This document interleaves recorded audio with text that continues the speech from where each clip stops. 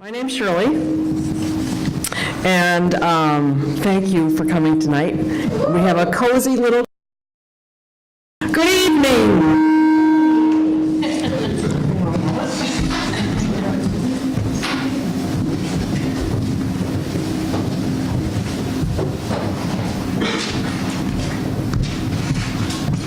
We are on skeleton crew tonight, so I'm the sound person and the hostess with the mostest. Thea is on the camera and sound and backup, and thank heavens for Allison, who's helping us with food, and Susan and Sandra.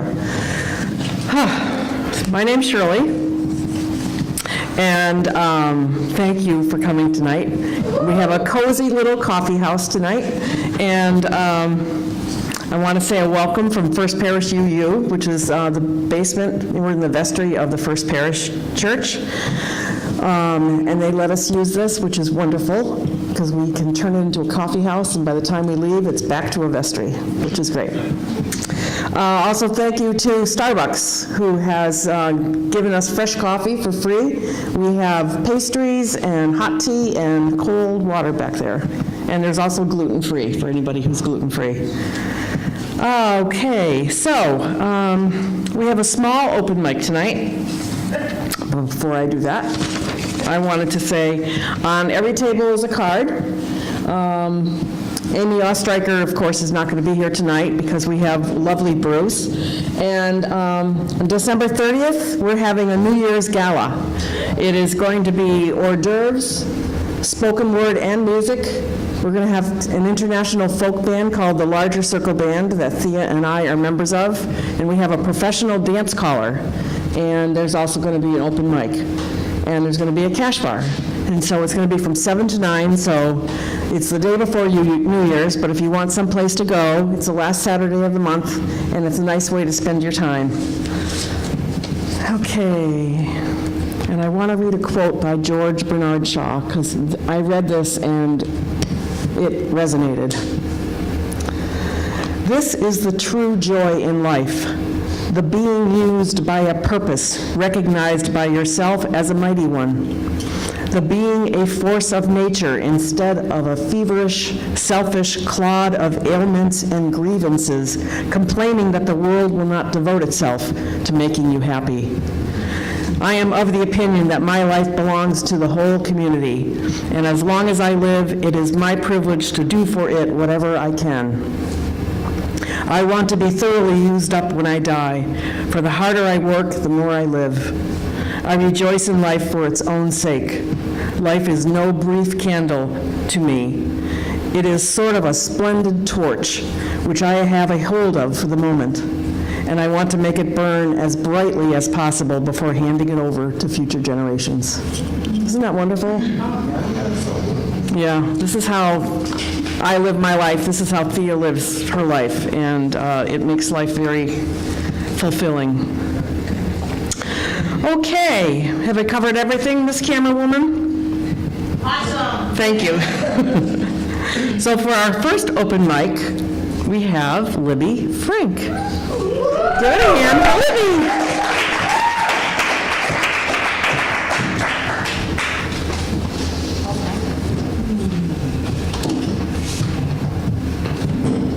And I can lower the...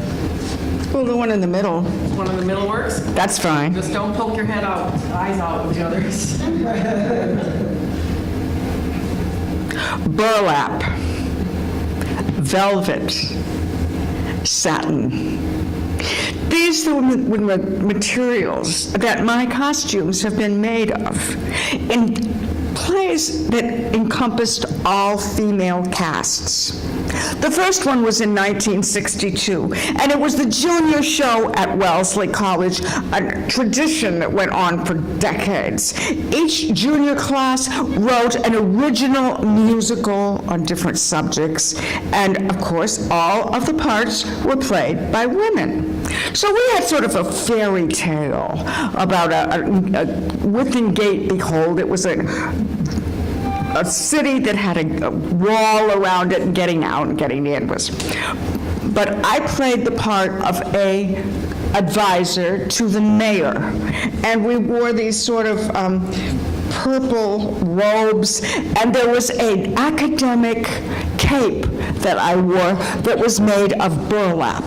I don't remember why, but I'm sure there was a really good reason. And then, of course, I had a Phi Beta Kappa key made out of cardboard. And I was very funny. I had a great big pen, big glasses, and took notes on everything that the mayor said. Then 2 months later, I was in a Shakespeare play, the Taming of the Shrew. And all women playing all of those parts. I was the Tranio, who was the servant of the lover Lucentio, who married Bianca. So I was dressed as him so I could woo the girl and he could woo father. And I had some lovely velvet pantaloons and a velvet cape, which actually belonged to my master, Lucentio. And then the last play, with an all-female cast, is the wonderful We Did It For You, which Thea wrote. Most of the plays nowadays, if they're modern and they have all women, there's something like the Cemetery Club, and they're kind of, housewives and bored women doing things that I find a bit trivial, but not We Did It For You. We all get to be meaningful, wonderful women of history, and I get to wear my suffrage sash, which I also wear when I play the Framingham suffragist Josephine Collins. It's gold, satin, and it actually, I think it comes from the Elks Club because my sister-in-law got it. But she got those letters, so it says Votes for Women diagonally across my chest. So, burlap, velvet, and satin, fibers that help tell wonderful stories through the words of women. Thank you.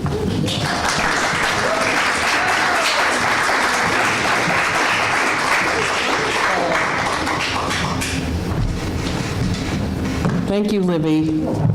What a plug for We Did It For You. It's a play. It's a play that we put on here August 26th, and it was our opening debut of the play, although it ran about 40 times in California. It was Massachusetts opening. And it is a play about how women got their rights in history. It's a musical. It is under an hour long. It is fabulous. You laugh, you cry, you learn things.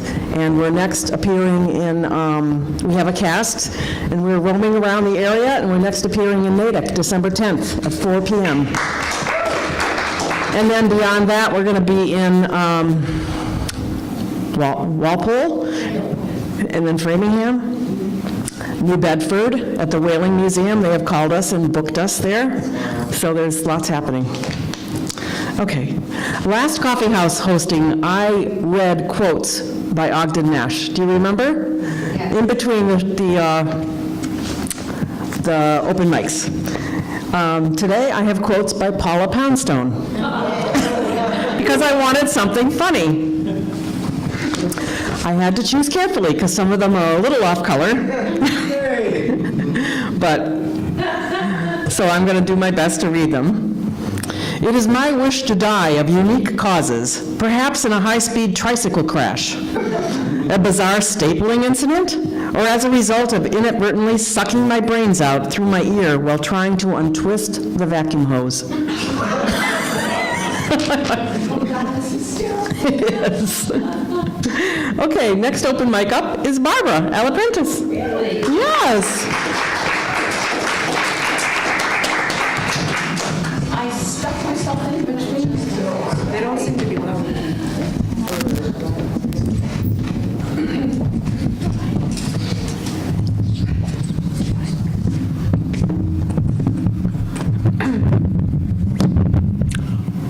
1 second. Sure. We want to make you look beautiful on this. Okay. I'm ready for my close-up. Or am I? A long time ago, somewhere in Persia, in a marketplace, there was a poor young man, And each day, he would go into the marketplace, find a spot at the edge of the marketplace, sit down, and depend on the kindness of people to give him something to eat. On this particular day, he sat there, and a very wealthy merchant came into town, and he felt extremely benevolent that day, and he looked at this poor young man, and he looked over to him. He said, "Young man, you look like you could use something to eat. Here, take these 2 coins and go get yourself something to eat." The young man looked up and he thanked him, and he walked over looking for something. He went from one stall to another. The wealthy man stood behind and watched to see what the young man would do. So the young man went up to one stall and he bought a loaf of bread. And then he walked over to a flower stall and bought a beautiful bouquet of flowers. He walked back to where he normally sat down on the ground, took a bite of the bread, picked up the bouquet, and admired the flowers and their beauty. And when someone passed by, he took a flower and he handed it to him. And then to another person, to someone else. The wealthy man who had been hiding behind the stall was outraged. He walked over to him. He said, "Young man, what are you doing? You have nothing. You're starving. I gave you 2 coins. Why didn't you buy 2 loaves of bread? Instead, you bought 1 loaf of bread and you bought these flowers." The young man looked up and he said, "Sir, the bread gives me nourishment so I can live. Buying these beautiful flowers, admiring their beauty, and sharing them with others gives me a reason to live." Thank you.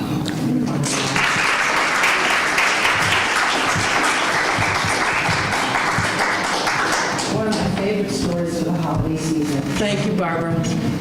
If you have another one, you have time to share it. Okay. Oh, good.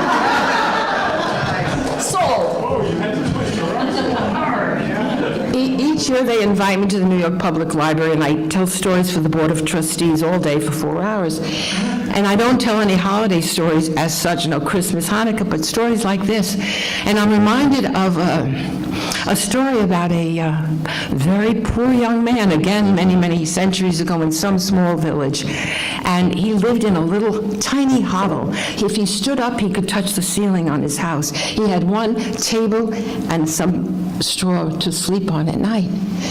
And one night he had a dream. He woke up in the morning and he thought about the dream. In the dream, someone told him that there was a man at the village gate who had something for him and that he should go and get it. He said, well, what am I going to, I'll go. What have I got to lose? So he went to the edge of the city, and outside of the gate of the city was an old man sitting. In front of him was a rug. He said, "Excuse me, sir, I believe you have something for me?" And the old man looked up at him, and he said, He lifted up the carpet, took out a giant, largest ruby that glistened in the sunlight. He said, "Perhaps this is it. Here, is this what you came for? Here, take it." Well, the young man took the ruby and hid it inside his shirt and hurried back to his little hut. He went in, placed the ruby on the little box that served as his table, and the whole night he sat there looking at it, tried to sleep, and he'd look at it. He woke up the next morning, picked the ruby up, put it back in his shirt, and walked back to the village gate, and there was the old man waiting. And the old man said, "Oh, son, what? You want something else?" No. Here, take this back." The old man said, "Why? Don't you want it?" "No, sir. I want what you know, that you were able to give it away." Thank you.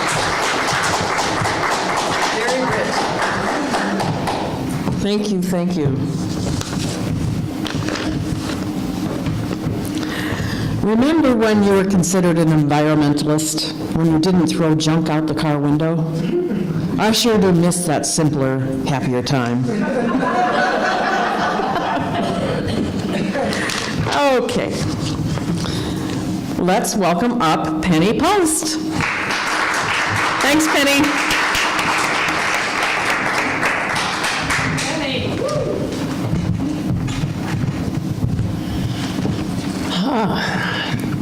Good evening. I'm taller than the last two tellers. Does this work? Yes. Okay. So I'm still not sure which story to tell. It's an interesting plight. Especially when you're on the microphone. Especially when you're on the microphone. I'm presenting a house concert this week for the third time only since I've been back east the last 10 years. So I've been giving some thought and a lot of avoidance to planning my program. But this is, so that's why I'm still in conflict, because I'm looking forward to telling all of them.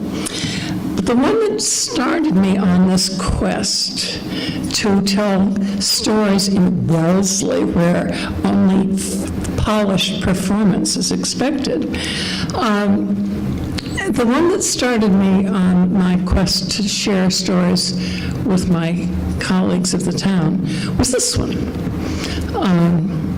I heard it years and years ago in California, and then I came back to New England and I heard someone else tell it. And it's a Barbara kind of story. There was a young woman who was happily married, but she had inside herself a story she had never told. She had a song inside her, but she'd never sung it.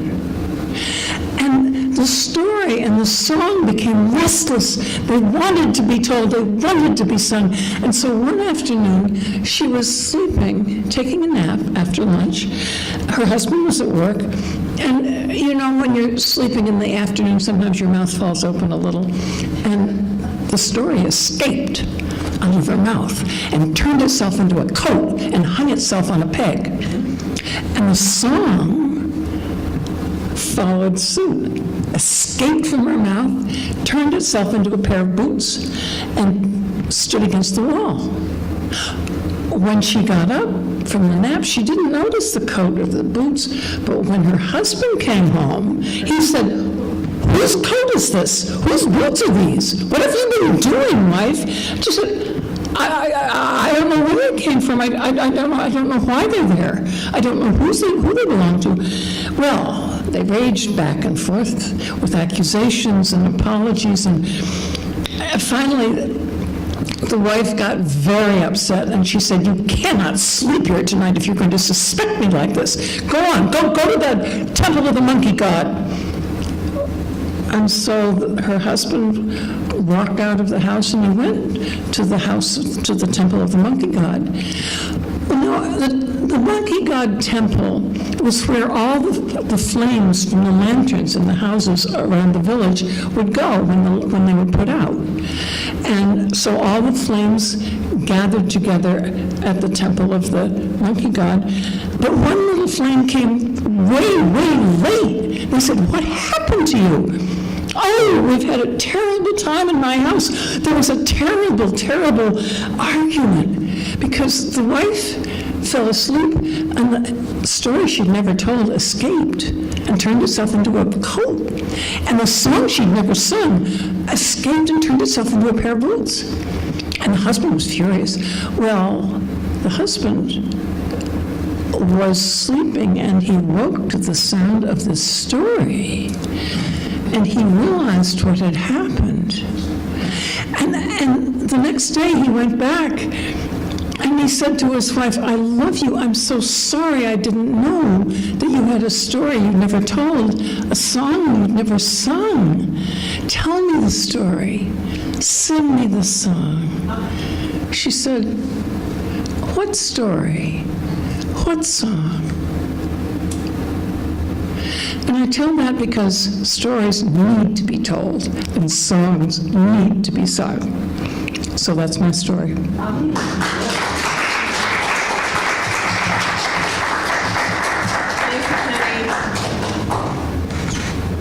If you have another one, you can do one after.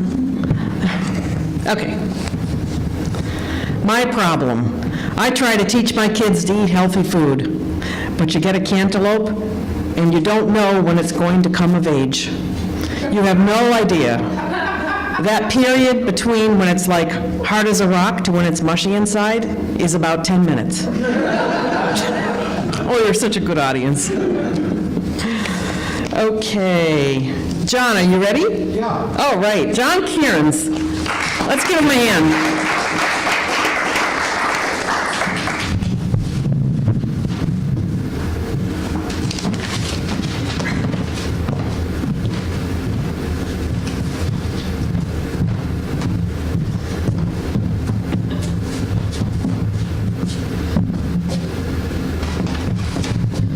Yeah, this should work. Can you hear me?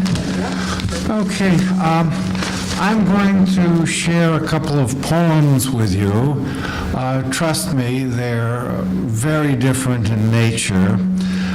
The first poem is not intended to ruin your Thanksgiving weekend, but it is intended to disabuse you of any notions of immortality and invincibility. It's called Old Age, Sickness, and Death.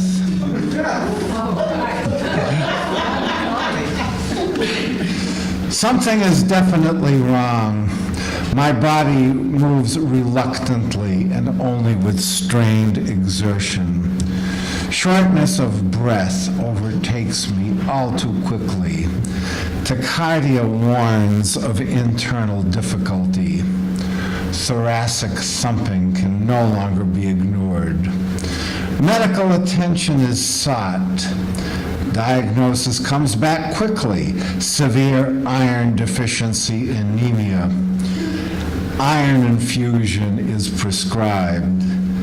Dark red liquid fills the plastic pouch. A long and winding tube leads directly to a vein. Drip, drip, drip. The mini bridal veil waterfall steadily pours liquid iron into my body. A few days later, my strength returns. Walking is once again enjoyable. Attractive women reawaken dormant desires. I have been given a temporary pass into the realm of health, but only temporary. I am old and I am mortal. No more, no less. My ancestors await the release of my spirit from my flesh. Someday they will get their wish, but not just yet. Okay, now here's a very, thank you. Here's a very different type of poem.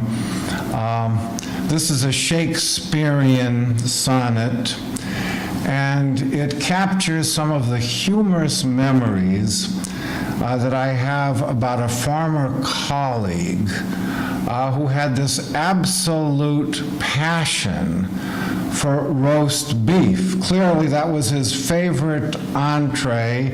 He reminded me on several occasions that he preferred roast beef over steak. So I've kind of put this together in the form of a sonnet called The Beef Eater.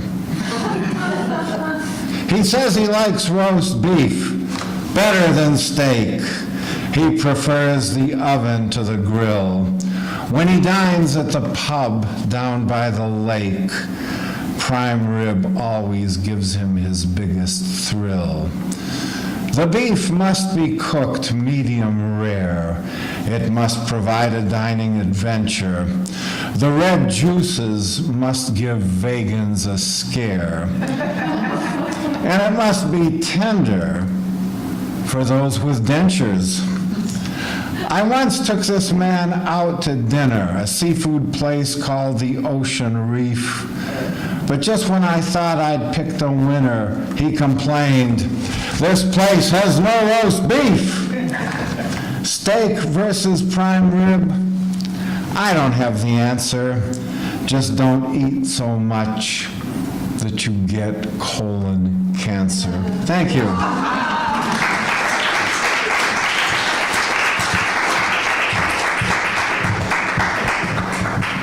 Thank you, John.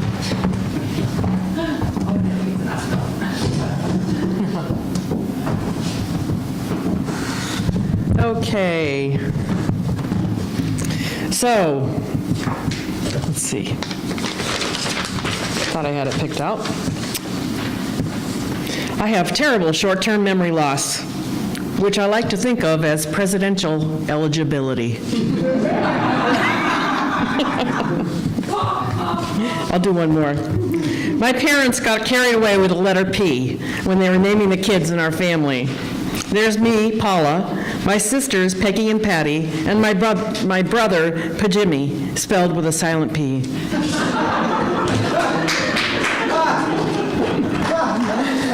Okay. Penny, do you have another one? What? Yes. We have time because the next one is Thea, and we're still doing really good on time. Yes, I do have. Oh, good. This way you can practice for your house party. Since I was juggling before, this gives me a chance. That's what I thought. Oh, since humor seems to be the mode of the evening, let me see if I can do this right. I don't dare move anything. Can you hear me? You can hear me. Pedro and Tomaso were compadres. They were friends. They'd been friends for years. In spite of the fact that Pedro was a little slow, but he was kind, and he was happily married to Maria, who put up with the poverty and the having to go out and chop the wood. Yes, the wood for the fireplaces. Tommaso was tricky. Tommaso knew what he was doing. One day he came back from Oaxaca and he was boasting to Pedro about how much money he'd made. And he starts throwing the coins out. And Pedro's eyes got wide. You made all that? How did you make all that money? Oh, I sold my ashes. People pay money for ashes? Sure, you could make a fortune yourself, Pedro. Oh, see, I have so many ashes at home. We're always busy shoveling the fireplace out. Do you think I could make money from ashes? Tommaso laughed and said, sure you could. Go ahead, try it, Pedro. And he laughed to himself because, of course, Tommaso had sold his grain. And he had made lots of money from it because he was a good farmer. But Pedro went home and said to Maria, Tommaso says I could make money with ashes for sale. Will you help me clean out the fireplaces? She said, of course. And so they shoveled away and shoveled away and shoveled away and filled a big cart full of ashes. And Pedro went off to Oaxaca, sure he was going to come back rich. The first person he saw, would you like to buy my ashes? And the man looked at him and said, you expect me to spend money for ashes? See, only 500 pesos.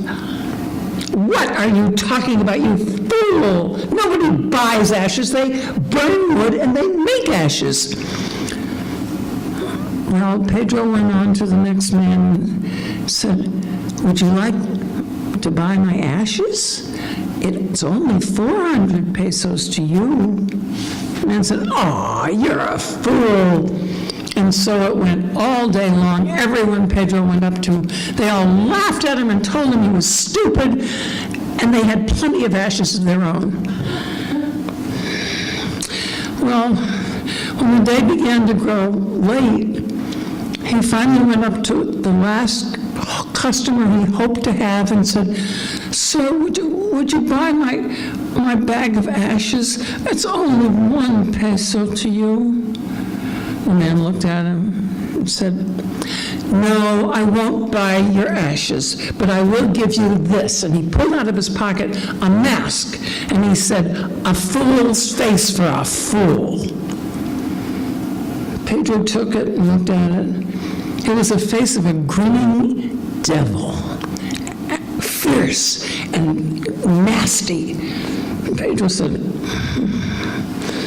"No, I guess that's the end of my ashes for sale." He realized he was going to have to start home if he was going to get home anytime reasonable. It was almost dark as it was.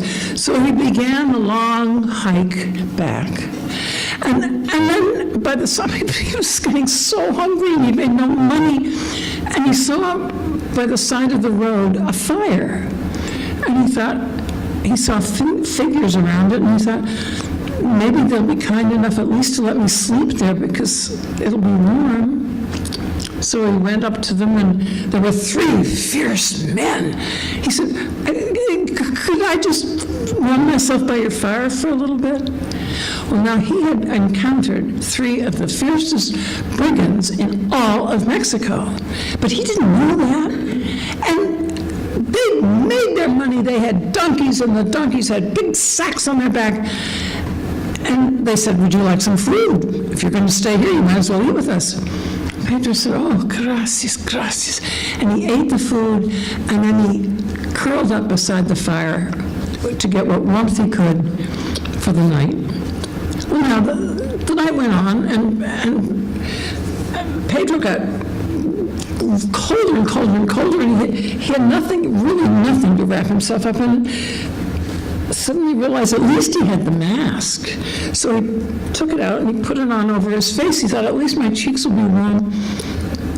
Well, a little later that night, one of the brigands rose in response to nature's call, and he went off by the side of the, further away from the camp for a few minutes, and he came back, and what did he see by the fading firelight but this face of a devil? He said, "Come on!" And he yelled to his friends, and they started running away from this fierce, awful face. They were sure the devil had finally caught up with them and their evil deeds. And Pedro heard all the commotion. He said, "Wait, devil, wait for me, wait for me!" And he started running after them. And of course, the faster he ran, the faster they ran, because they were running away from him. And then suddenly, he thought they were getting further away, but he stopped hearing any sounds. And he slowed down, and he finally stopped. And then when he realized what he was seeing by the rest of the starlight, there was a cliff right before him, and those terrible brigands had run right over the cliff. He stood there and looked down, and he said, oh, they'd been so nice to him. They'd fed him, they'd given him warmth, they were kind. His tears started, put his hands up to his eyes, and when he realized that they'd been running away from him, he felt terrible. He looked down, he said a prayer for them. He walked slowly back to the campfire, which was just dying as the sky began to lighten. And he saw the donkeys. And he saw the saddlebags, and he thought, I wonder what they had.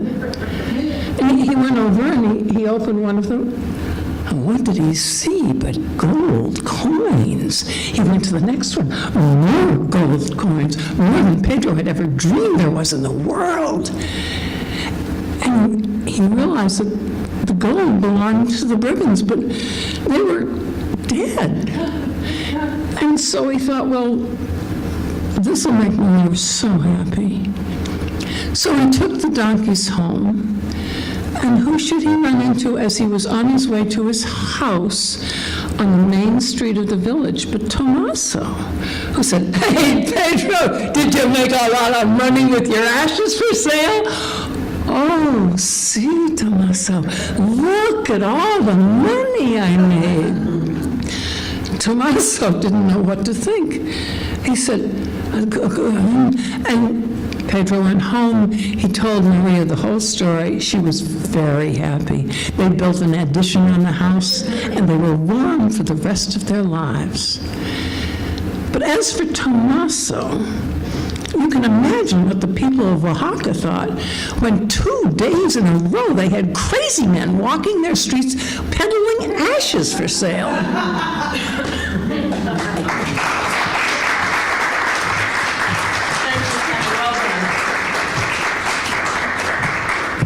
Thank you, thank you.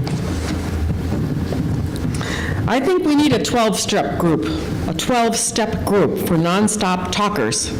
We're going to call it On and On and On. And this is a plug for New Year's Eve. I like to work on New Year's Eve. It has a nice spirit, a nice feel about it. If you are all about the year-end thing at all, then laughing with fellow human beings is a great way to start the new year. Hear, hear, huh? Okay. I can't see what you're pointing to. Libby went already. Maybe she has another story. Libby, do you have another story? Yay! Our in-house suffragette. I'm sorry I didn't ask before. That's okay. Let's hear it for Libby. Yay! Dame Agatha was old. Dame Agatha was poor. Dame Agatha lived in a hovel by the sea, with no one to keep her company but her black cat, Tom.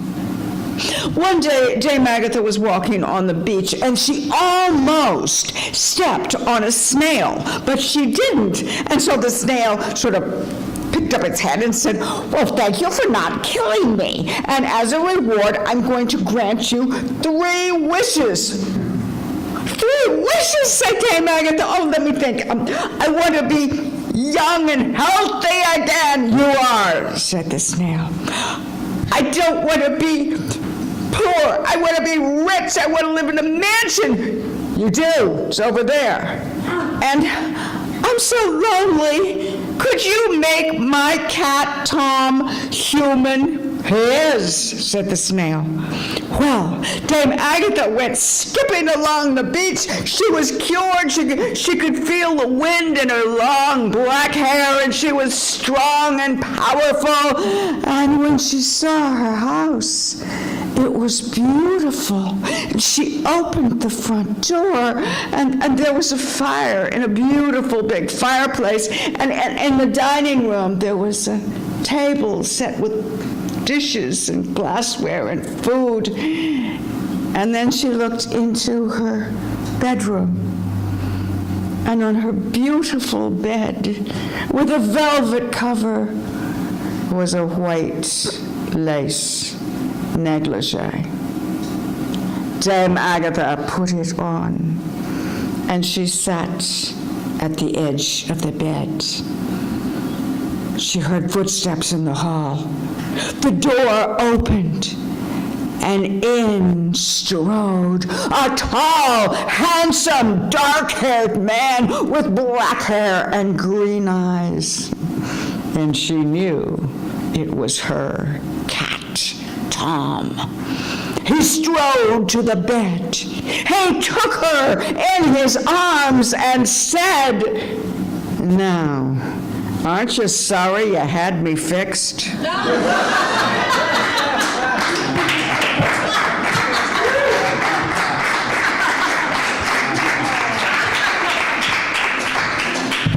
Thanks, Libby. That was wonderful. I want you to remember that story when I get up there.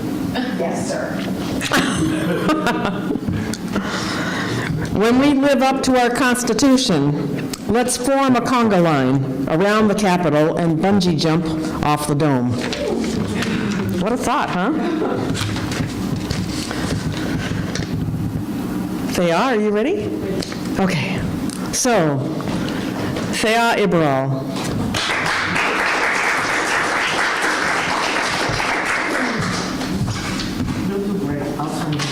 Tiny. Thank you.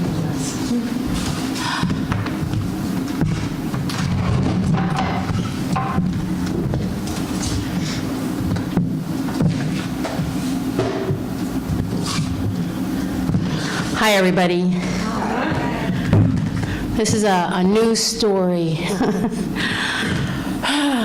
Okay, so thank you all for coming, and thank you, Libby, for that wonderful story about We Did It For You. I wrote this play many years ago, and besides having performances of it, we do play readings of it. I've gone into classrooms, college classrooms. I hand out the script to everybody, and I bring my mother along because when she was in her 90s, these 20-year-olds were like, they'd never seen somebody like that, and sat down with and we all sat around in a circle, and we would all read all the parts. And there's 20 historical characters in the play, and when we got to Eleanor Roosevelt, my mother would jump up and say, I know Eleanor Roosevelt. I used to live in Washington, and in the canteens, and during World War II, I would volunteer there, and Eleanor Roosevelt would come, and she'd help us make sandwiches, and I'd say, oh no, go dance with the boys. They want, with the soldiers. That's why they're here, and so, and then afterwards, they'd all have lunch together, and they're sitting there eating fried chicken, and my mother's like trying to pick it up, and she's realizing that Eleanor Roosevelt is cutting it with a knife and fork, and so she can't eat fried chicken with her hands in front of Eleanor Roosevelt, so she learned how to eat fried chicken with a knife and fork. And so then we continue with the play reading, and we get to Bella Absook, and my mother jumps up and says, Bella, I know Bella. Her husband was the best man at our wedding, and when Bella came to New York, we would go to a restaurant, and Bella would order lobster, and my mother was brought up Orthodox Jewish, and she'd look at Bella and say, Bella, how could you eat lobster? It's not kosher. And Bella said, try it, you'll like it. My mother's been eating lobster ever since. But it wasn't just eating habits that my mother learned from these famous women. My mother had this same passion that they have for helping other people. And an example of that was in 1974 when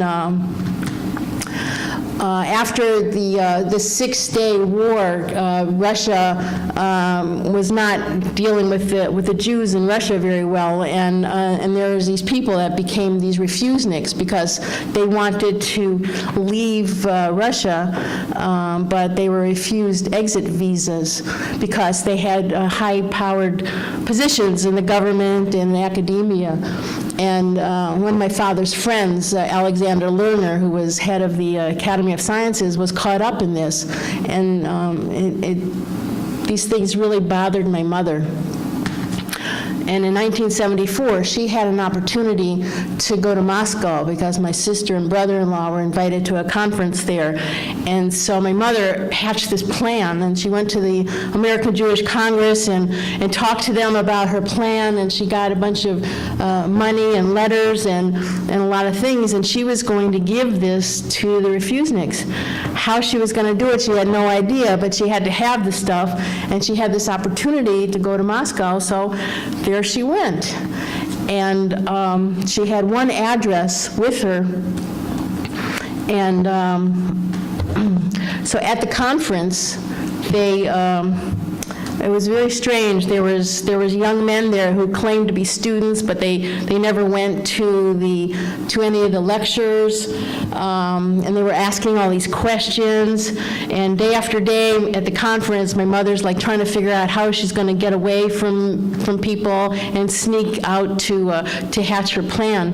And she couldn't do it each day, and she tried. And they got to be the last day, and she just said, I'm just going to do it. When it got dark, she took a bus, and then she took another bus, and then she found the address. A very circuitous route to get there. She got there, and she got to the building, and she saw what number, but in the lobby was a guard sitting there, and she didn't know what to do, so she waited till the elevator opened up, and then she ran through the lobby and got into the elevator and got away from the guard and went up to the apartment. She knocked on the door, and this is like, it's starting to get late at night, but the door flies open, because if you didn't open the doors at that time, they would just like break the doors down. And so the woman was standing there, and my mother explained who she was, and the woman let her in and told her story that she had been a professor, lost her job, her husband was imprisoned, and they had no money, so my mother gave her some money and said she wanted to go find Alexander Lerner, and the woman said, I can take you there to Lerner's house, but I have to, but could you do a favor for me?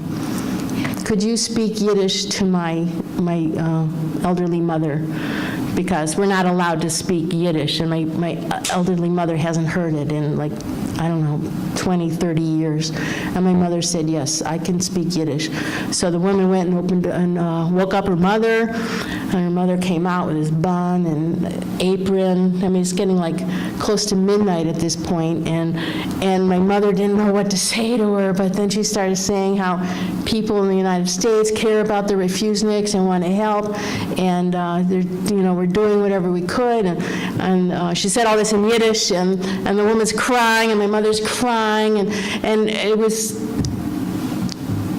she didn't know what to do, and finally the woman said, okay, I'll take you to Alexander Lerner. So they went, they took the metro, and then they took that bus, and then they walked, and then they took another bus, and they finally got to Alexander Lerner's apartment, and as soon as they got there, the woman left because she had to go back home. It was too dangerous to be out, and my mother knocks on the door, and Alexander Lerner opens up the door and can't believe that my mother's there. He's ecstatic about this, and he sends his son to go get all these other refuseniks, and Natan Sharansky shows up, and Ida Nudell shows up, and they're bringing out cookies and tea, and my mother's not going to eat anything because they have nothing. These people have all lost their jobs and are in the middle of nothing. And Alexander Lerner points to, shows where all the hidden microphones are, and says we have to whisper, we can't talk very loud. So they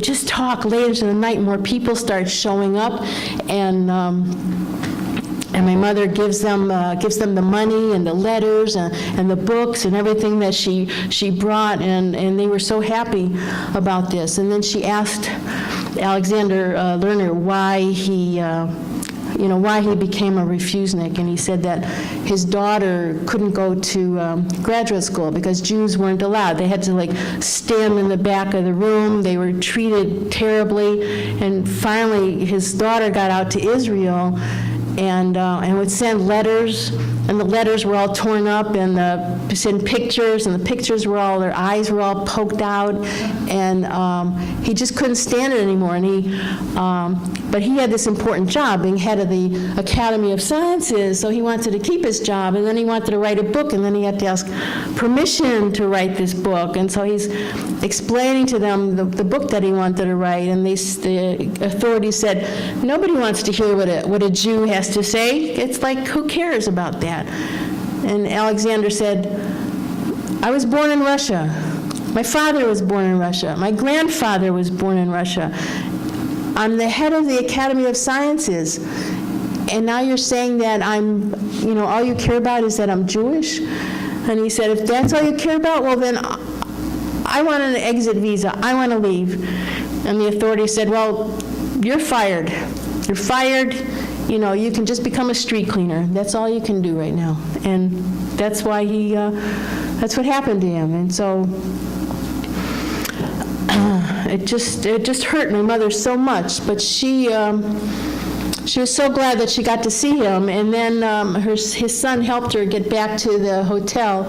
And she got there like an hour before they all had to leave that morning. I mean, it was like 5 o'clock in the morning by the time she got back to the hotel. And they were leaving that day, all the suitcases had to go. And she gets to the airport, and she gets to the plane, and she kisses the ground of the plane, and she's so happy to be back on the plane. And she's sitting in the front row, and my sister is sitting in the back row. And the story that what happened, my mother did, goes clear through the airplane until all of a sudden my mother hears from the back of the airplane, Mother, how could you? I mean, the KBG following my mother around anyway. Alexander Lerner did get to leave Russia. He went to Israel and became a very important scientist there. Natan Sharansky, after that, he was jailed for 9 years and imprisoned in Russia, and then he was eventually exchanged in a prisoner exchange and was able to go to Israel, and he became a deputy minister. He came very high up in the government there. And that could be the end of the story, except in 2013, I heard that Natan Sharansky was coming to Southern California. And by this time, my mother was 100 years old. And I took her to the temple where he was being interviewed in this public interview. There's about 500 people there, and he's up on the stage talking about how hard it was to be a refusenik during the 70s and how grateful he was that these American Jews would come and help them out. And so as soon as he finished, I went right up to the microphone and I said, Mr. Sharansky, you know, one of those Jews, those American Jews, is right here in the temple right now. And I was like in the middle of this aisle, and my mother's like following behind me. You know, she's 100 years old. She's like,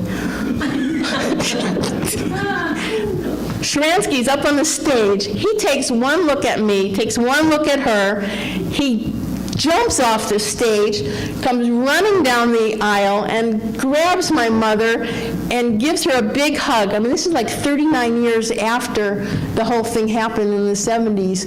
And he's like holding her and hugging her, and she's showing him pictures of what it was. And it was the most amazing moment. It was incredible. I was just so happy about that. You know, I think of my mother as she was a witness to history. She was born in 1913. She was 7 years old when women got the right to vote. And she was in her 20s when Bella Abzug taught her how to eat a lobster. And she was in her 30s when Eleanor Roosevelt taught her how to eat fried chicken. And her parents taught her that it was important to give and not to take.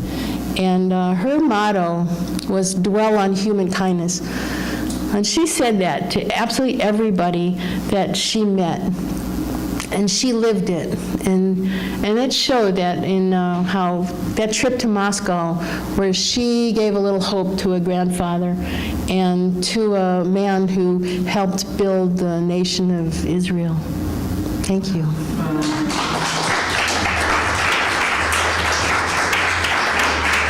Thank you.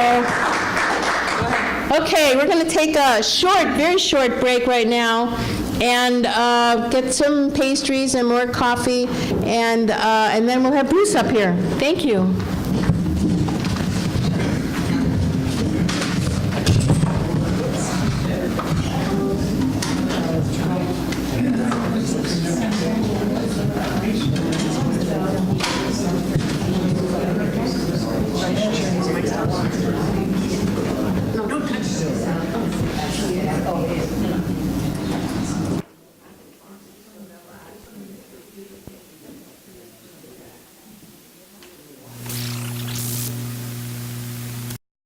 Okay, we're going to start in just a few moments, but I wanted to tell you, wasn't that beautiful guitar music?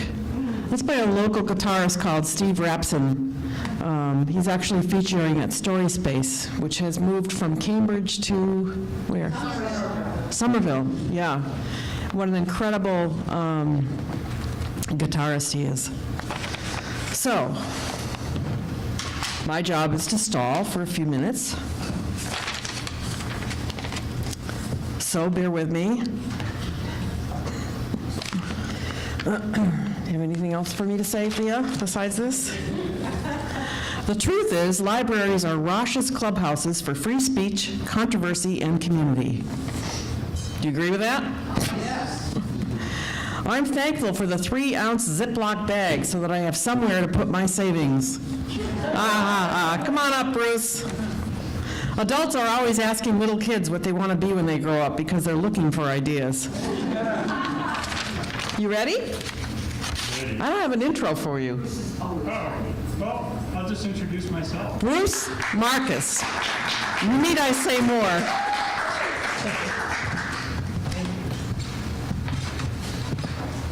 I just want to say by way of intro that I know Bruce very well. I've known him all my life.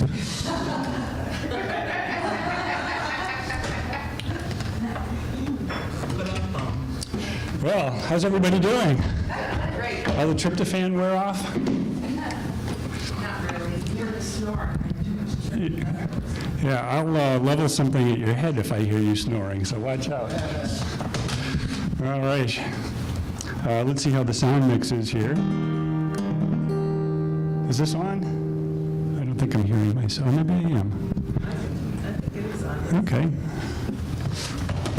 All right. Well, I got a bit of a variety show for you tonight. The theme that was handed to me was fibers. Did you guys see that in the promo? But the person who was supposed to be here tonight, her theme was fibers. And I can't really work with that. I don't have anything to say to fibers. I mean, I don't know what I can tell you about that, but it's just the way it is. So I kind of decided my theme was going to be critters instead. And I wanted to get the word out about that because I love hearing, people talk about animals, but, and Libby kind of did, kind of. We're going to come back to that one. Yep. Oh, yeah, we sure are. So I'm going to start with a song. This song actually isn't part of the critter theme, and I'm going to end with something that isn't really part of the critter theme, but it's about something that critters could do long before mankind could. How many of you have ever had a dream that you could fly? That you were flying? Are you have flying dreams? I understand they're pretty common. Yeah, you guys too? Both of you? Yep.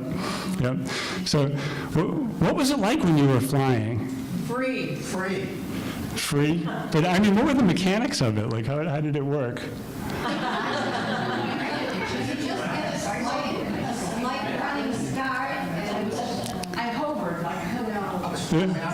You were flapping arms, were you? I'm really good at it.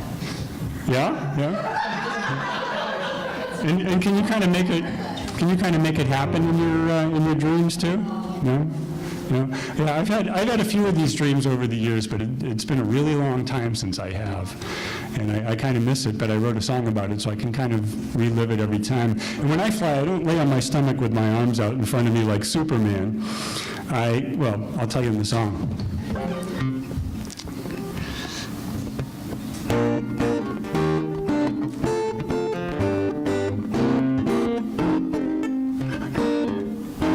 I can fly in my dreams, I can fly in my dreams, up and away, up over the trees.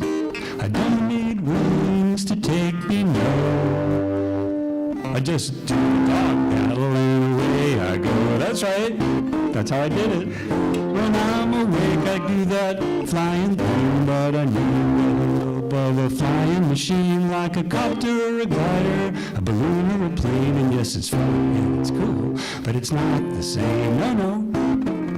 As when I fly in my sleep, yeah, fly in my dreams, up and away, up over the trees. I don't need wings to take me, no. Like I say, I just kind of lean forward at an angle into the wind like hang gliders and planes do, and do the dog paddle and away I go. That's right. Well, I can go like a cheetah, fast and far, just as long as I got the full tank of gas in my car. And I can swim way down where the fishes go, with a tank on my back, maybe an hour or so. But I take off in my dreams, I soar in my sleep, I sail like an eagle or a parakeet, and I don't care what the neighbors say. I'll even take them for a ride if they go my way. Yeah, fly in my dreams, I can fly in my dreams, up over mountains, oceans, deserts, and trees. I don't need wings to take me, no. I just do the dog paddle and away I go.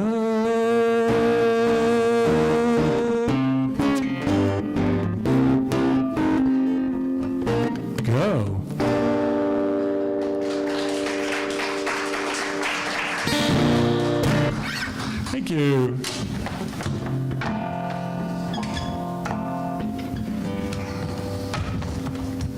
Pardon the creaking noises while I adjust the mic. I thought I was going to sit for the next piece, but I had my set mixed up, actually. I'm standing for this one, in case you couldn't tell. Critters, how about let's talk turkey.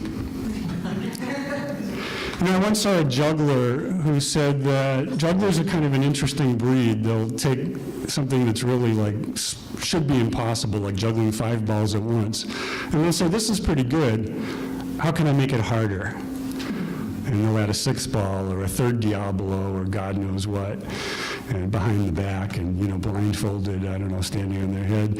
And so I decided to write this outlandish story about a family trying to get a turkey for their Halloween meal. 12-minute story. And I thought, that's fine. Now, how can I make it harder? I know. I'll compose it in rhyme and commit it to memory. So I present to you A Turkey for Thanksgiving. Raymond's wife sent Raymond out the night before Thanksgiving for a turkey.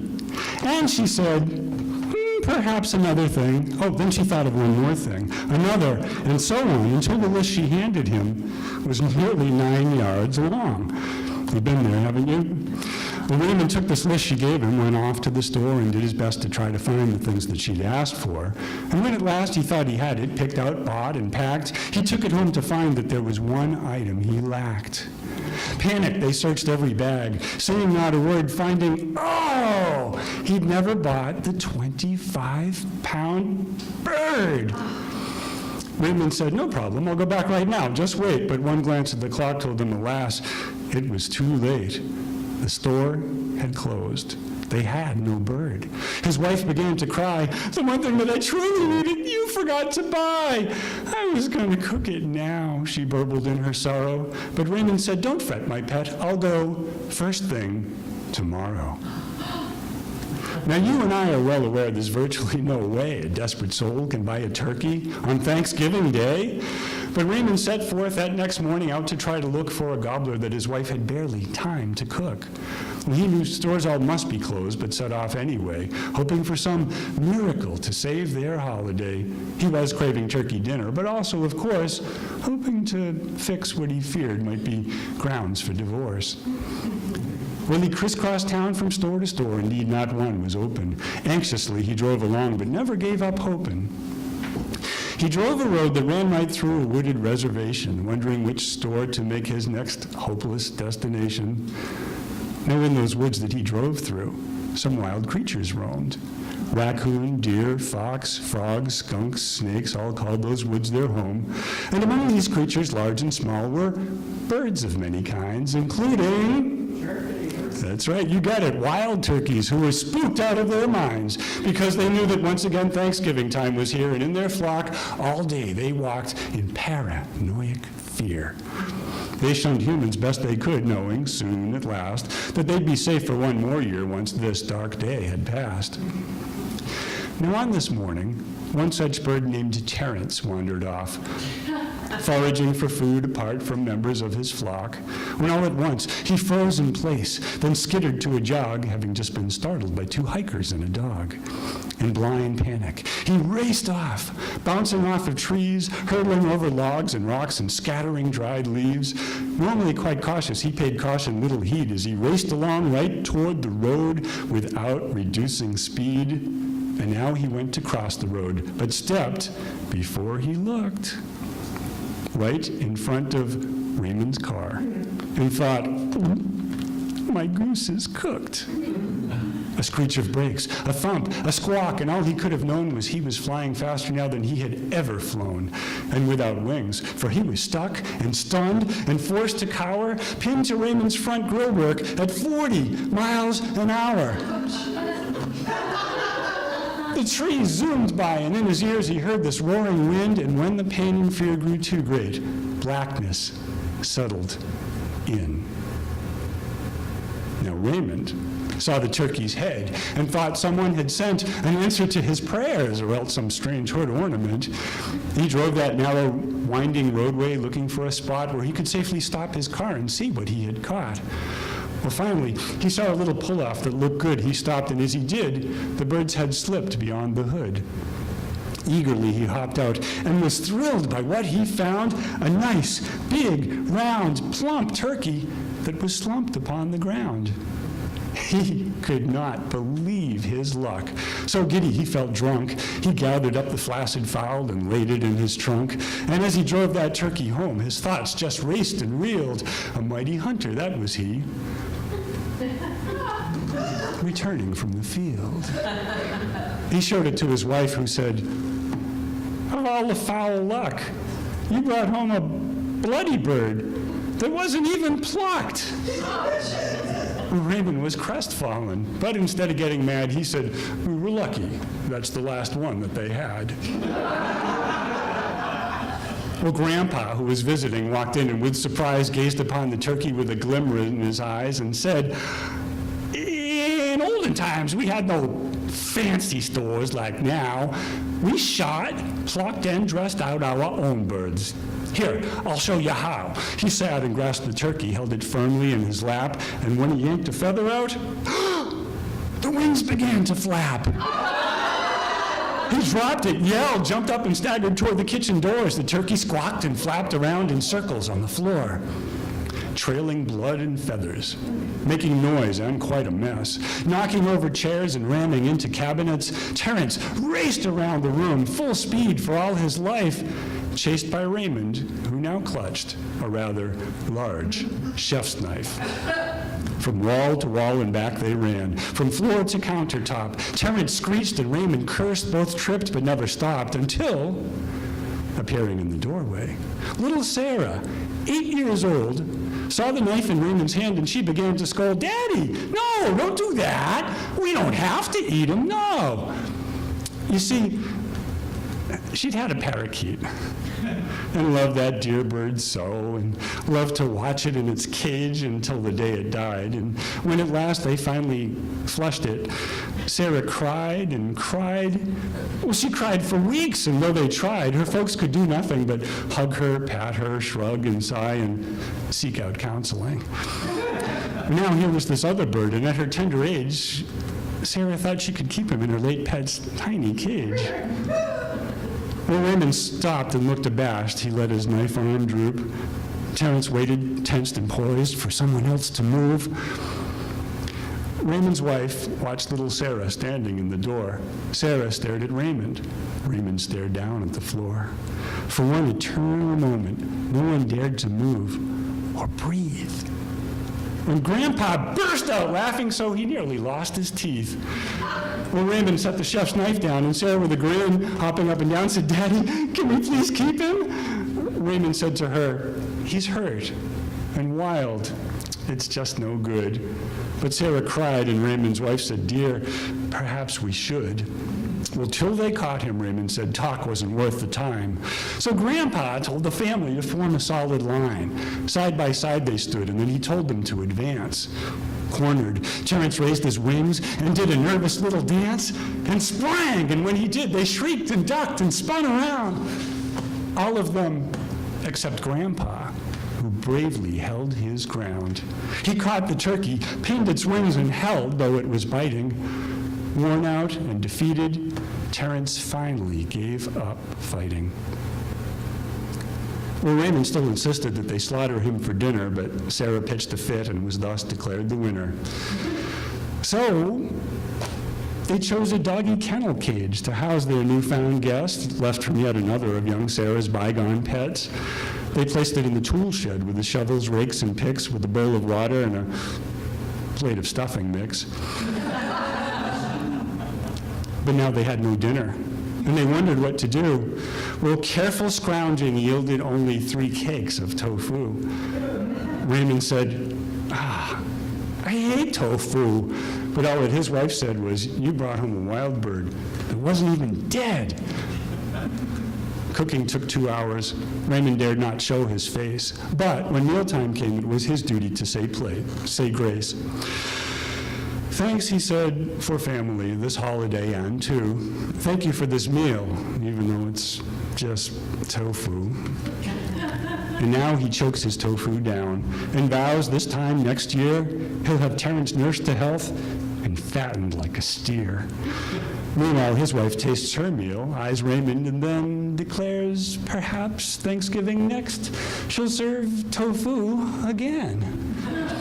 Well, Grandpa doesn't love tofu, but happily he eats, happy to have something he can manage with false teeth.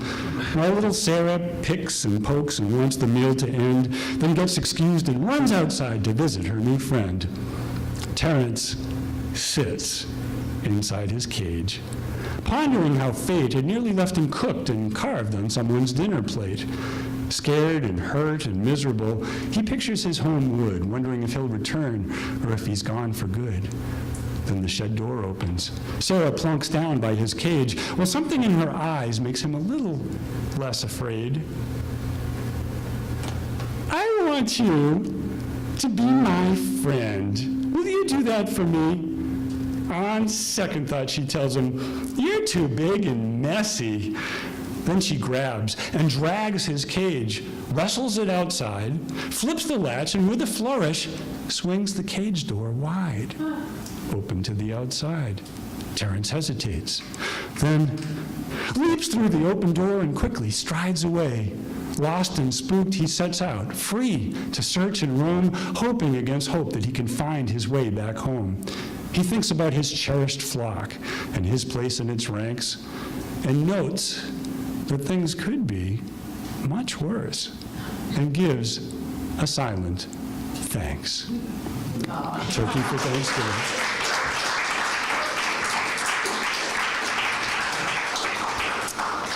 Thank you very much. This is humming a little bit. Are you guys getting that hum up there? Yeah, that needs to go away. So I turn down this volume? Yeah. I hope it wasn't too distracting. I was aware it was going on, but I didn't want to disrupt the flow of the story. Is that better? Is that better?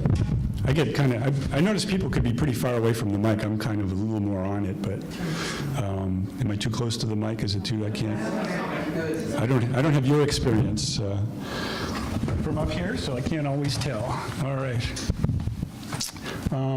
Dear sound lady, can we have this mic on? Is it on? Yeah. That's on. Yep, okay, good.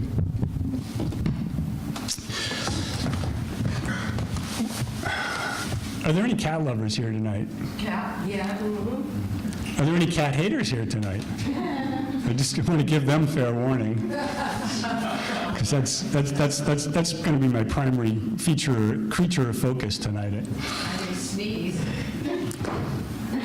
If that'll tell me my stories are that good. If it triggers your allergies, that'll be just. So I have a series of pieces that were inspired by my favorite four-footed, furry, fabulous feline friend, Fred, who graced my domicile with me and my wife from time before she was my wife until we had kids many years later, for 17 years. And so he was kind of my padded-footed muse. And so this is one of the pieces that came from that. It's just a little poem called Cat Inside on a Sunny Day. And in order to really deliver this effectively, I need to get into the mindset of Felinus domesticus, which is my FACO made-up Latin name for the domestic house cat.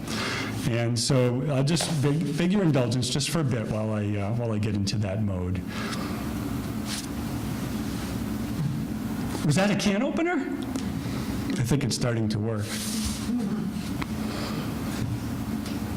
My hero is those guys who go around rounding up stray dogs for laboratory research. Did I just say that?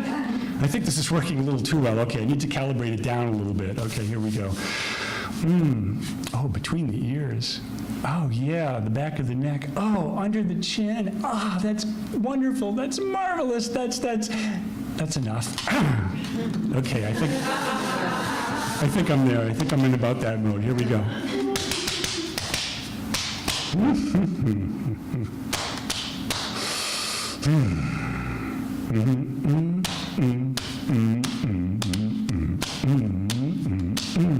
Cat inside on a sunny day, think, wouldn't it be nice if I could go outside and play? But front door shut, cat can't get by. Stare up at the doorknob, sit right down and cry me, ow. I gotta get outside and scoot me, ow. Nibble, grass, and puke, me, ow.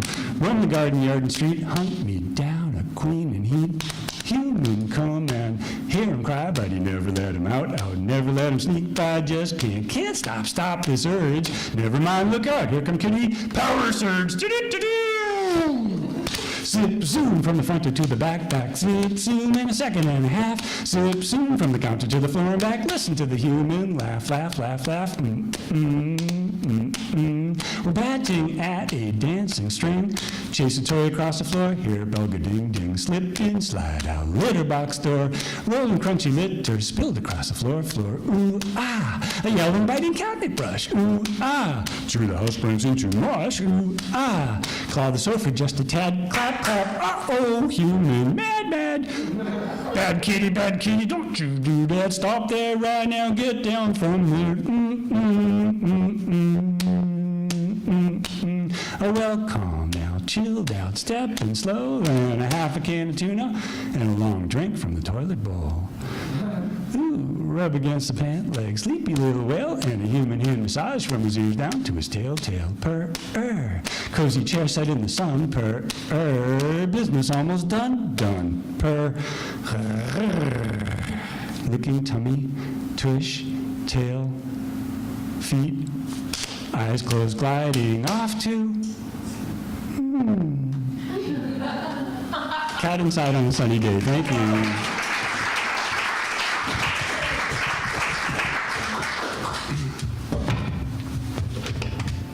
Yeah, I was listening to a disc of 50s and 60s music, a CD, while I was driving back over here from on my way home. It's a nice stop on the way home, by the way. This was perfectly timed. Coming down the Mass Pike, listening, and one of the songs on the disc was a mix of all kinds of different musicians and songs. One of them was Roy Orbison singing "Oh Pretty Woman," and there's a place in the song where he goes. So I was kind of trying to channel my best Roy Orbison there. My glasses, my wire rimmed glasses, though, don't quite, cut it.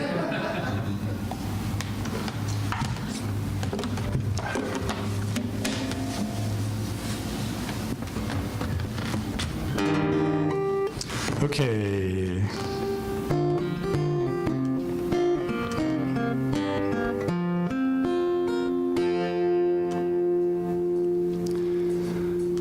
A while back, some friends of ours had an ancient cat named Ted who had reached the end of his road. And they were putting him down right about the same point in time that my wife and I got Fred, when he was just a little guy that fit on the palm of my hand. He grew to be about 14 pounds, and he was lanky, too. He was a good-sized cat. And this juxtaposition of events kind of fertilized my creative brain, kind of cross-pollinated in there. And I came up with this kind of meditation on the life cycle of a cat and the pet ownership cycle of a human being that I call When Teddy is a Kitten.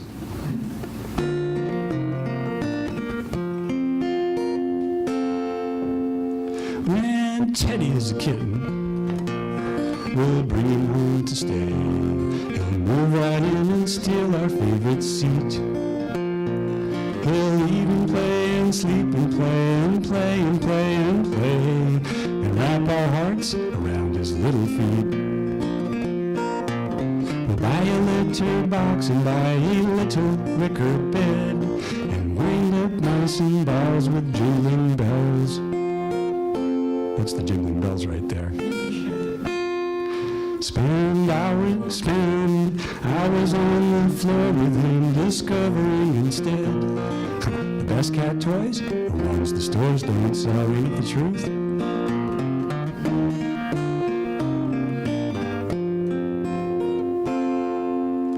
When Teddy is a young cat, we'll admire the way he moves, stretches, leaps, and runs and balances. We'll praise him when he catches mice and leaves them in our shoes, and chide him when he claws the couch to shreds. We'll love him when he cries for love, we'll scold him when we should, ignore him when he wants to be alone. We'll take him to the vet those times his health seems less than good, and when he's well, we'll welcome him back home.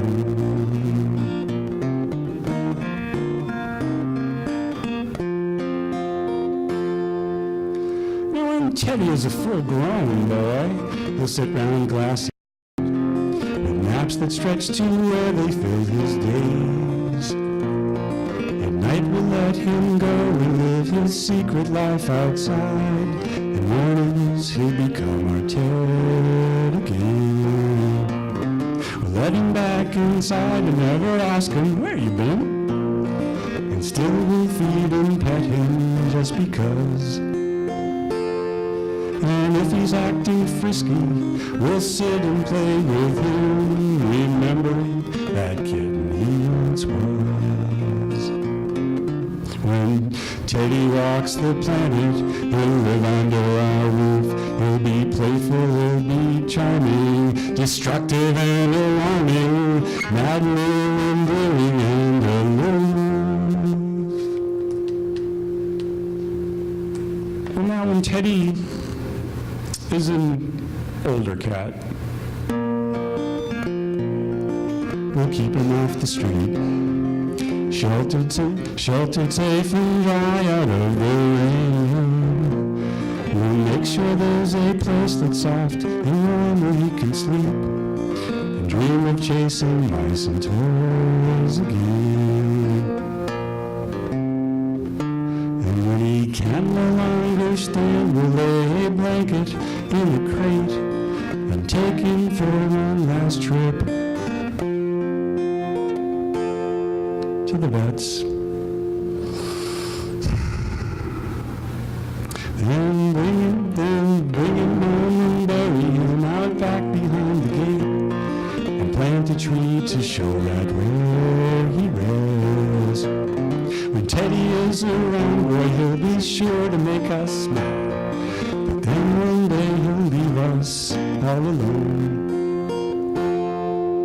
We'll miss him sure and mourn for him, and then after a while, why maybe, just maybe,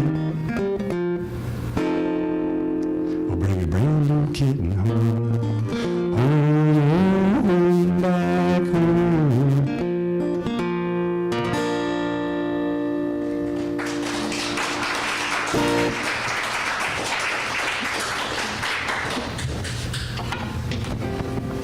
Way back before I wanted to be a storyteller, I wanted to be a folk singer, a singer-songwriter. I used to go around to the coffee houses, and I just loved listening to all the songwriters. But I discovered I was most comfortable when I put the guitar down and just ran my mouth in front of a crowd. But now I'm starting to come back to that more and more and more. About a month ago, some friends of ours, at the beginning of this month actually, held a house concert at their house in Amherst. They brought Christine Lavin in there, who I was really into in the 80s and 90s, and my 16-year-old daughter, who did her first ever open mic here, came with me, and at one point Christine invited her up to sing with her on stage. So it was just this whole, my whole life coming around full circle. It was a pretty cool thing. So thank you for putting up with my singing and songwriting tonight. And now, well, thanks. Thanks very much.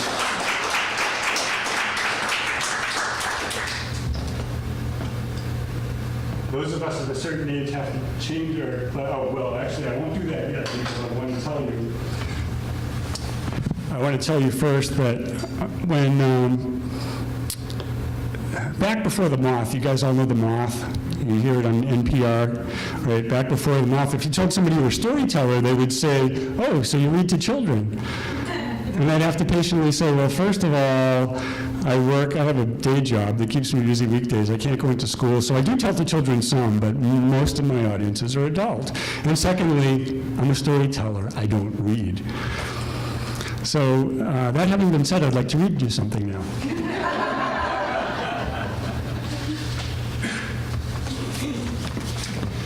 The title of this is a little bit of a visual concept. I'll show you. There, I'm holding it up for the camera and one for all of you. Can you read that from where you are? So it's basically the word cat with an H in parentheses crammed in the middle. So cat or chat, and I guess chat is French for cat anyway, right? But that wasn't my intention. There's no French in this story. But so that's the story. Libby, keep this one in mind. Keep Libby's story in mind as I read this to you. I just had no intention of ever memorizing this, but I still have a blast reading it. So sometimes, people get up to read and it can suck all the wind out of the room, all the energy, and I try not to let that happen with this story. I prefer to think that it doesn't.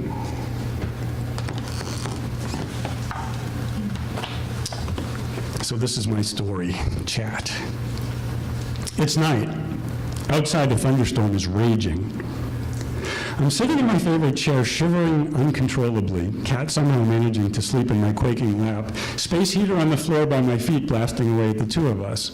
If this flu bug goes according to its established pattern, in another couple of hours I'll be stripped to the waist and sweating profusely before an open window, 35-degree autumn air gushing in the room and washing over my then roasting body.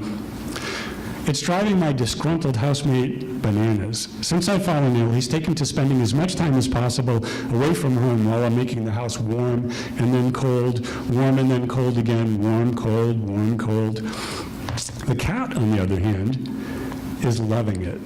When I'm chilled, he cozies up to the heater with me. When I'm burning up, he loves to sit in the open window enjoying the sights, sounds, and smells that waft in with the cool air.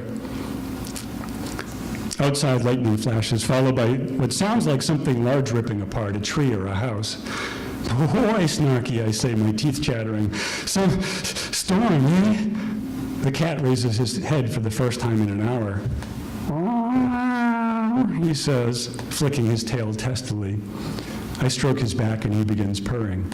Eyes closed, his head sinks back to my lap. Another bright flash of lightning. The house lights falter and disappear, then come to life again, brighter than ever, brighter than seems possible. A column of shimmering blue phosphorescence leaps from the space heater to the chair I'm sitting in. My entire lower half begins to tingle, heat up, and then feel as though it's being squeezed by a giant hand.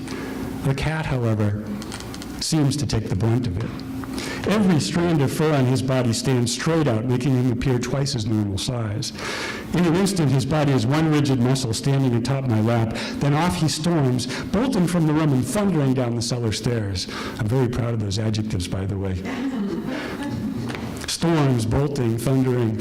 Or at least I was until I heard some really good Dylan Thomas this past week. His use of adjectives is just, this clever in him is genius, right? All right, where were we? He's bolting down the cellar stairs. With great effort, I stand. It takes me 2 head-lightning tries. My legs are still half numb from the electrical blast, and I'm already so depleted that I have to stop and wait for the fog parade in my head to pass before I can attempt a single step. When my body is finally ready to cooperate, I bend down with some effort and unplug the charred wreck that used to be my space heater, then shuffle off toward the cellar stairs to try to find the cat and see if he's okay. The steps are steeper than they were before I had the flu. I manage them slowly and arrive at the bottom wounded but without incident. Several shaky steps beyond, I tug the pull chain on the laundry room light. The single bare bulb is all of about 15 watts, not much help. Snarky, I puff. "You down here?" There's no sound. I stumble over toward the boiler. It's not very well insulated. In the corner behind there is one of his favorite cold weather retreats. "Snarky," I croak. "Snarks, you here? You okay?" A voice I've never heard before says, "I've been better." I freeze. Suddenly, I'm no longer chilled and weak as a 1-year supply of adrenaline dumps into my bloodstream. The hair on the back of my neck is standing at full attention. I feel as though I could run a marathon. I listen as hard as I can for the slightest anything and strain my eyes into the dim, shadowy recesses of my now sinister surroundings for the source of that voice, the intruder. Nothing stirs. "Who's there?" I say, my voice rising and quavering like an adolescent boy's. The mayor of Groton, the voice says, "Who do you think?" It's a man's voice, deep, blue collar, and I can't quite make out where it's coming from. I know I should turn and run or prepare to fight, but I can't decide which, so I stand there. There aren't a lot of hiding places in this room large enough for an adult male. After a silent several seconds that feels like an entire work shift, the burner kicks in, startling me as if it were an explosion and prodding me into action. Fearfully, I creep over to the boiler and cautiously peek behind it. Snarky's there, on the floor, looking up at me from where the dim light happens to shine in his spot in the corner. His eyes are black, fully dilated, like they are whenever he's very scared or angry. Snarks, you still breathing? He looks at me, his tail flicking nervously.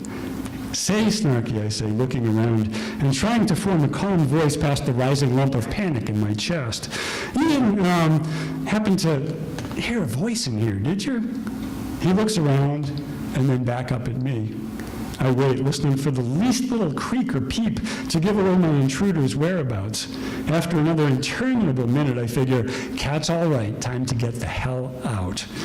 Okay, I say, see you upstairs. I turn and start to walk away, wondering whether I will live to call the police from my neighbor's house. The voice again, behind me. It says, "Since when do you speak my language?"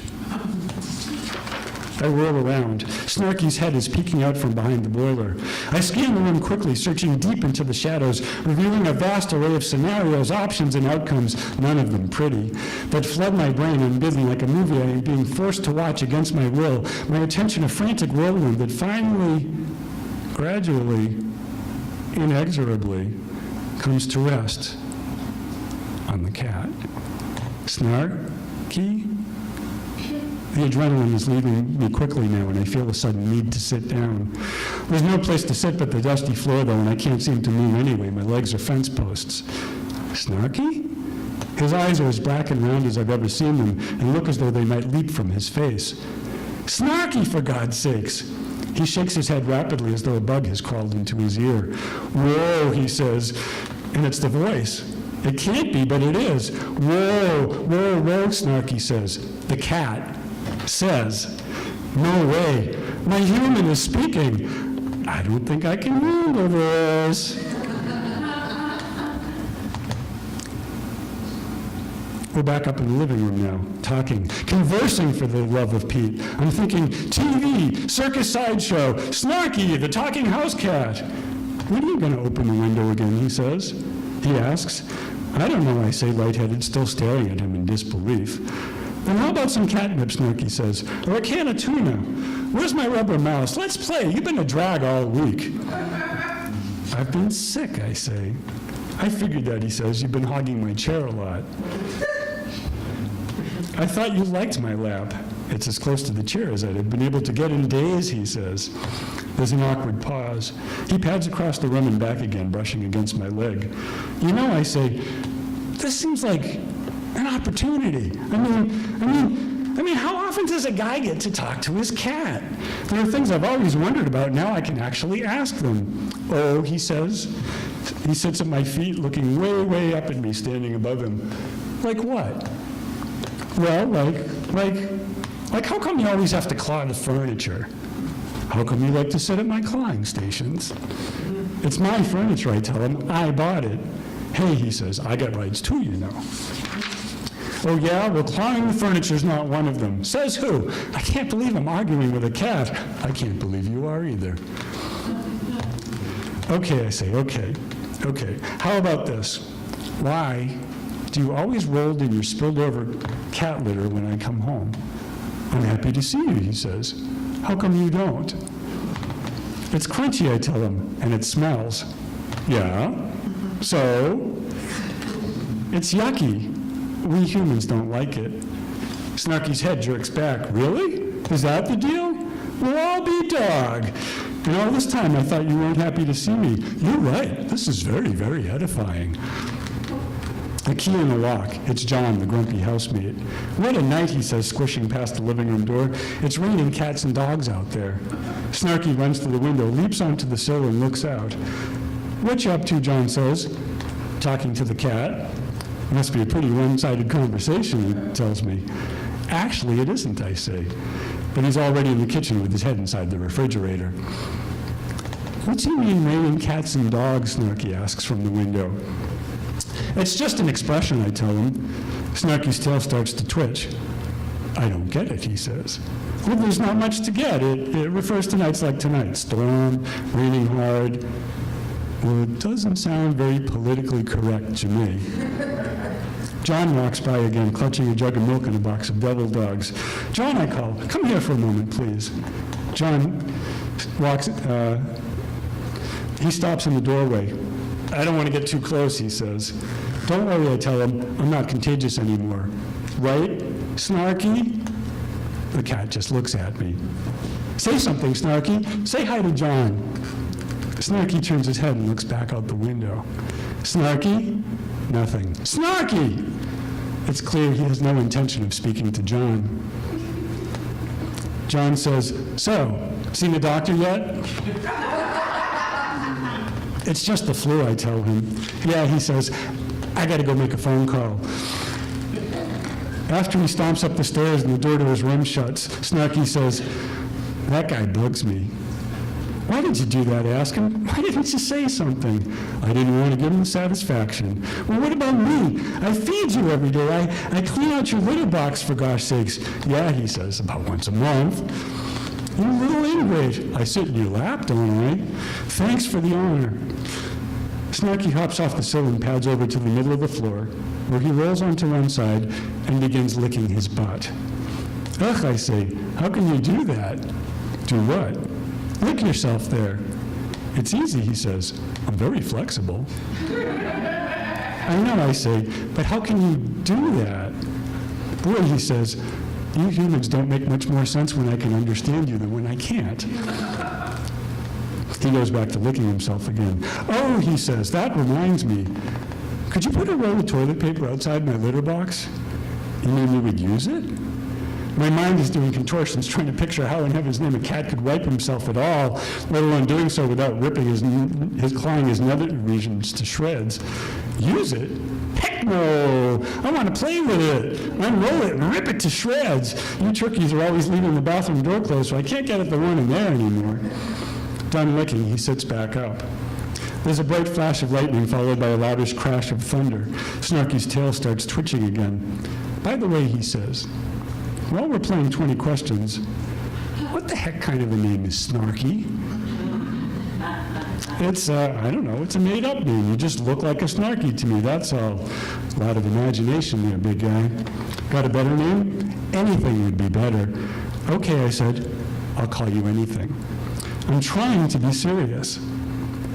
Sensing we might be moving to a new level of connection, I say, okay, then give me a for instance.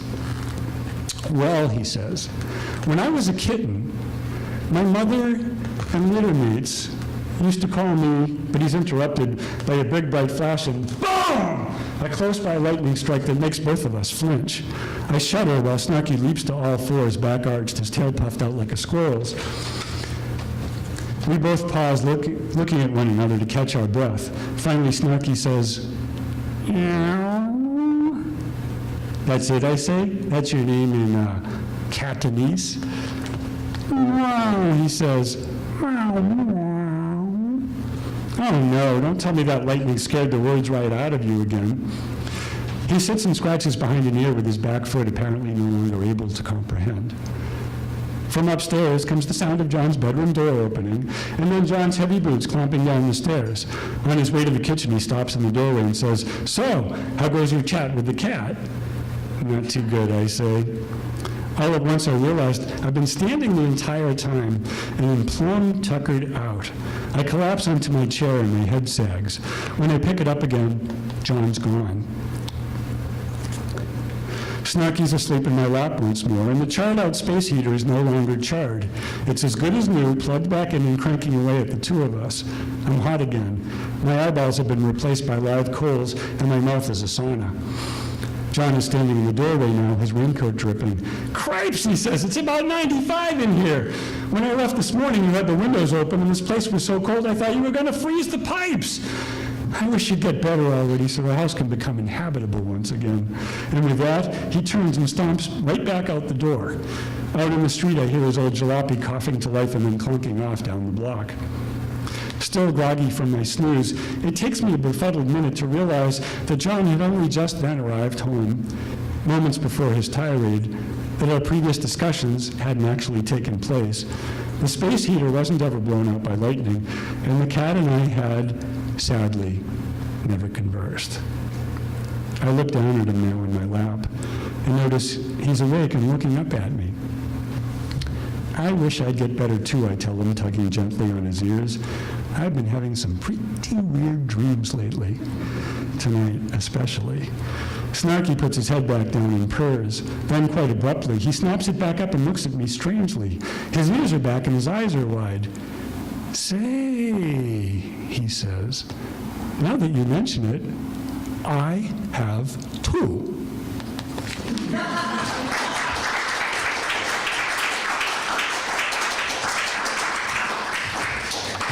Don't you hate those stories where it ends and it was all just a dream? I hate that. I hate that. All right. Well, this brings me to my final selection of the evening, which has nothing to do with critters except as items on your dinner plate. But before I deliver this to you, I would like to thank Shirley and Thea for inviting me back to Expresso Yourself Coffeehouse and for offering this marvelous community event for what, 2 years now? I had the honor of being the first ever feature here back in, when was it? February last year, right? Last year, 2016. Yeah, you've been going for a while now, almost 2 years, so, yeah. And thank you for all of you, and to the open micers who were marvelous.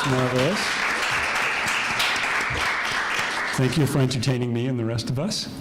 And those of you who crawled out here the Saturday after Thanksgiving, tore yourself away from the malls and out of your tryptophan stupor to listen to me up here. I want to, let's see, several years ago, actually a couple of decades ago now, on December 24th, back in the day, the Boston Globe used to publish, every year on the front page, they used to publish a well-known poem called "A Visit from St. Nicholas" by Clement Clark Moore. You probably know it. It starts, "'Twas the night before Christmas, and all through the house not a creature was stirring, not even a mouse." All right. And so back in the early 90s, my wife, who wasn't quite my wife yet, brought that paper out on December 24th and said, "Hey, let's write our own version of this, our experience as Jewish people on Christmas Eve." So we did, and it was an instant hit. I presented it to my fellow members of the Boston Jewish Storytelling Coalition the following day, and they loved it. The next year, we sent it off to the Boston Globe on December 24th. The very next year, they published it on the op-ed page and sent us a check for $300. Thank you very much.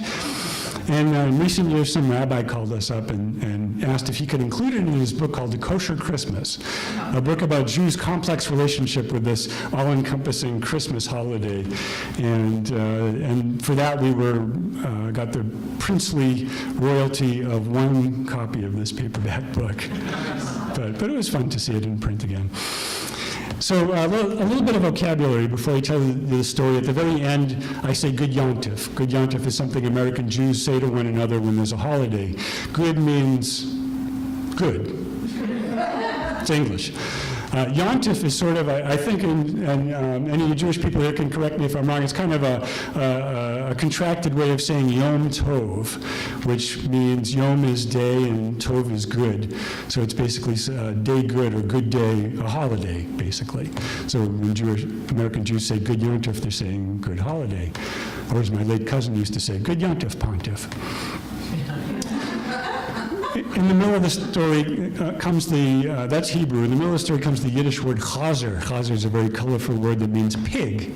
And it has all the same meanings in English. Somebody who eats to excess. And the animal, which according to Jewish dietary laws is not kosher. And in my household, we're like a pig. We're also not kosher. And then at the beginning of the story, the title of the piece is Erev Christmas, and Erev means evening. So Jewish holidays, you may or may not know, begin at sundown, the day before the full day of the holiday. So Erev Rosh Hashanah is the eve of Rosh Hashanah, the Jewish New Year, when the Jewish New Year holiday begins. Erev Hanukkah coming up is going to be the first evening when the Hanukkah holiday begins. And Erev Christmas means Christmas Eve, essentially, and is when Christmas would begin if it were a Jewish holiday, which it most decidedly is not. Erev Christmas.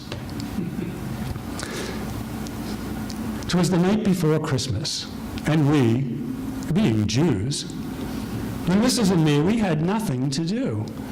The Gentiles were home hanging stockings with care, secure in their knowledge St. Nick would be there. But for us, once the Hanukkah candles burned down, there was nothing but boredom all over town. The malls and the theaters were all closed up tight. There weren't any concerts to go to that night. Oh, a dance would have saved us, some ballroom or swing, but we combed through the papers. There wasn't a thing. Outside the window sat 2 feet of snow. With the wind chill, they said it was 15 below, and while all I could do was sit there and brood, my wife saved the night and called out, "Chinese food!" So we ran to the closet, grabbed hats, mitts, and boots to cover our heads, our hands, and our foods. We pulled on our jackets, all puffy with down, and boarded the T, bound for Chinatown.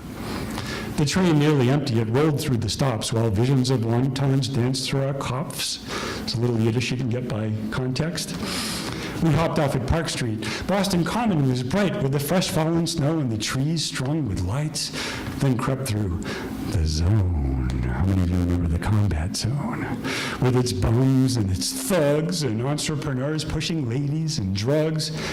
At last we reached Chinatown, walked through the gate, past bakeries, markets, shops, and cafes in search of a restaurant. Which one? Let's decide. We chose Hunan Chazer and ventured inside. Around us sat others, their platters piled high with the finest of fine foods their money could buy. There was roast duck and fried squid, sweet, sour, and spiced, dried beef and mixed veggies, lo mein and fried rice. There was whole fish and mushi and shrimp chow mein foon and General Gao's chicken and ma pa tofu. When at last we decided and the waiter did call, we said, skip the menu, and ordered it all. And when in due time the food was all made, it came to our table in a sort of parade. Before us sat dim sum, spare ribs and egg rolls and 4 great, huge bowls, and chicken wings, dumplings, and beef teriyakis. And my missus said, hey, this is better than latkes. The courses kept coming. From spicy to mild and higher toward the ceiling were piled. And while this went on, we were aware every diner around us had started to stare. Their jaws hanging open, they looked on unblinking.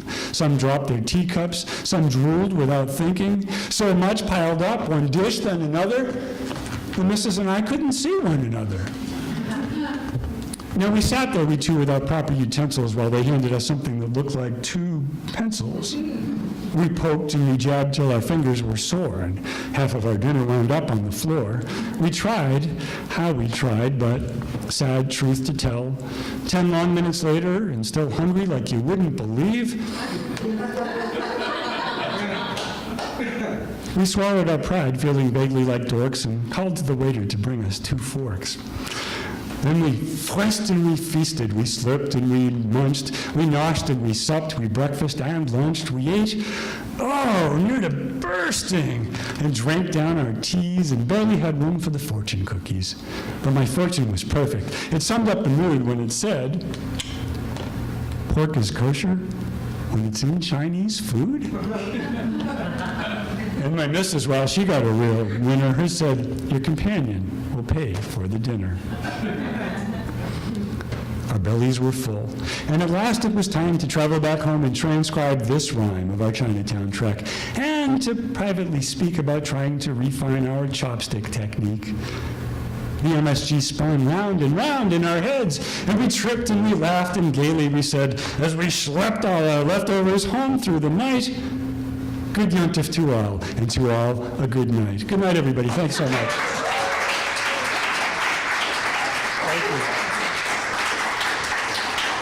Thanks so much. Good yontif to you. My goodness, you are tall. You can use my Thank you, Bruce. That was wonderful. Thank you. So keep in mind, December 30th, to come and play with us, dance. Huh? No, it's the December 30th is the Saturday. So it's 30th, this Saturday, 7 to 9, and we're going to have a live band here, a live professional caller, food that are appetizers, and open mic. Okay? Thanks for coming.